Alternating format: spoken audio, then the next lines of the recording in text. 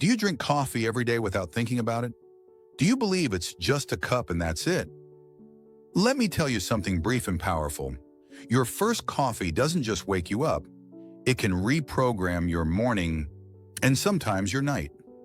Caffeine blocks your brain's fatigue signal and stays circulating for hours. Key fact: in 15 to 20 minutes, it's already in your bloodstream. The peak hits between 30 and 60 minutes, and its half-life is around 5 hours. Quick translation: that 4 p.m. espresso is still affecting your sleep at 11. Before we continue, subscribe and turn on the bell. Here we talk about health with data, without drama, and with practical tools. Let's go. What happens in your body from the first sip? First sip, first effect. Caffeine is quickly absorbed in the stomach and small intestine. In 15 to 20 minutes, you feel the takeoff, and between 30 and 60 minutes, the peak hits. How does it work? It mimics adenosine and blocks its receptors. Adenosine tells you, slow down. Caffeine covers that message.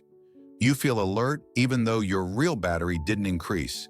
And remember the clock. The half-life is around 5 hours. At 1 p.m., part of your 8 a.m. coffee is still alive. If you repeat mid-afternoon, you reach the night with caffeine circulating, struggling to fall asleep or waking up groggy. Maybe it's not age, it's your coffee schedule. Evidence-backed benefits. Heart. In moderate intake, 3 to 4 cups per day, it's associated with fewer cardiovascular events thanks to polyphenols and antioxidants. Brain. Lower risk of Parkinson's and, to a lesser extent, Alzheimer's. Caffeine and other compounds modulate neural pathways. Liver. Less fatty liver, cirrhosis, and liver cancer, also with decaf, which shows not everything is about caffeine. Longevity. In healthy lifestyles, moderate coffee drinkers live longer on average. It's not magic. It helps through multiple pathways. Risks almost no one tells you. Sleep, not just falling asleep. Quality. Caffeine reduces deep sleep. You may sleep 7 hours but wake up unrefreshed. After age 50 to 60, sleep is already lighter. A late coffee worsens it without you realizing. Bones. Caffeine slightly increases calcium loss in urine. If you drink a lot of coffee and eat little calcium, it matters long-term, especially in postmenopausal women. Solution: ensure dietary calcium and, if your doctor recommends, supplement with vitamin D. Blood pressure. If you have hypertension, check your pressure after your cup. Some people see higher than expected spikes. No need to ban it automatically. Adjust dose and timing and talk to your doctor if the spikes repeat. Anxiety. Caffeine doesn't create anxiety from scratch, but it amplifies what's already there. Classic loop. You sleep poorly, rely on coffee. Coffee worsens sleep and restlessness. Tomorrow you need more. To break it, cut back and move the last cup earlier. Tolerance and withdrawal. With chronic use, you need more to feel the same. If you quit suddenly, you may get headaches, fatigue, and irritability for a few days. Better to taper gradually. Temperature.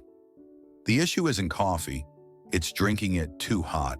Above 65 degrees Celsius, 149 degrees Fahrenheit, can irritate the esophagus long-term. Simple rule: wait a couple of minutes. Warm hot, not boiling. When not to drink it or think twice. Reflux and gastritis. Coffee relaxes the valve between the esophagus and stomach and stimulates acid. Translation: more heartburn. Even decaf can bother some people. Try 2 weeks without coffee and see. Arrhythmias. For most people, it doesn't trigger arrhythmias, but if you already have them, it can be a spark. If you notice palpitations after drinking coffee, reduce or pause and consult. Common interactions. Levothyroxine. Coffee reduces its absorption. Take it on an empty stomach and wait 30 to 60 minutes before your coffee. Some antibiotics, like ciprofloxacin, prolong the effect of caffeine. More nervousness and insomnia. Lower your coffee dose during that treatment. If this is useful, support me with a like and tell me, how many cups do you drink and when is your last one? And if you haven't yet, subscribe for more clear guides. Your support helps this content reach more people. Practical guide to drink it better. Your caffeine budget. For a healthy adult, up to 400 milligrams per day is usually safe. A standard cup provides 80 to 100 milligrams, so 3 to 4 cups. If you're over 65, you metabolize it more slowly. Better 2 to 3. Best timing. First coffee 1 to 2 hours after waking when natural cortisol drops and you avoid extra jitters. Last coffee before 4 to 5 p.m. if you go to bed at 11. Your deep sleep will notice. Decaf, yes or no? Useful to keep the ritual in the afternoon without ruining sleep. Don't expect it to fix reflux or gastritis. The irritation isn't only about caffeine, milk, sugar, and sweeteners. Milk doesn't cancel coffee benefits but may slightly reduce antioxidant absorption. If it suits you, go ahead. It adds protein and calcium. Choose natural, unsweetened milk. Sugar. Here's the big sabotage. It turns a healthy drink into a glucose hit. 1 teaspoon is 4 grams. 3 coffees with 2 teaspoons equals 24 grams daily, just from coffee. Strategy.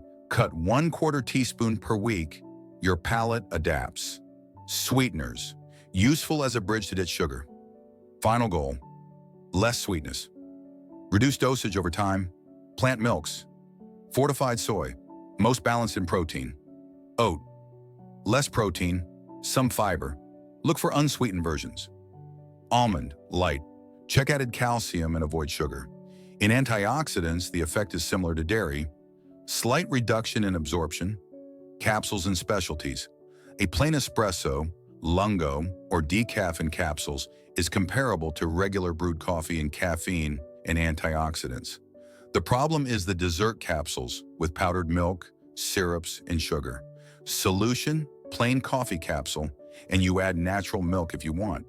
8-step express plan. 1. Adjust timing. First coffee at hour 1 to 2. Last one before mid-afternoon. 2. Count your cups. Write how many you drink today and set your goal. 3 to 4 or 2 to 3 if older. 3. Sleep test. 2 weeks with no afternoon coffee. Compare how you wake up. 4. Reflux, anxiety, or blood pressure spikes. Reduce, pause, or consult to adjust. 5. Cut sugar. Reduce 1/4 teaspoon per week until you eliminate it or keep a minimal dose. 6. Calcium in check. Natural dairy, small fish with bones, leafy greens. Consider supplements if appropriate. 7. Smart capsules. Avoid sugary capsule cappuccinos. Go with plain coffee plus your milk. 8. Strategic decaf. Use it in the afternoon if you want the ritual without harming sleep. Quick summary. Coffee can be an ally, heart, brain, liver, and possibly longevity. The problem isn't coffee, it's the dose, timing, and sugar. Adjust the amount, move the last cup earlier, and protect deep sleep. Coffee can benefit your health if you drink it at the right time, in the right dose, and without sugar. Try 2 weeks with your last coffee before mid-afternoon and protect your sleep. Your energy and clarity will notice it. If this video helped you, share it and tell me in the comments how many cups you drink and how you like your coffee. For more clear and actionable guides, subscribe now and activate the bell. See you in the next video.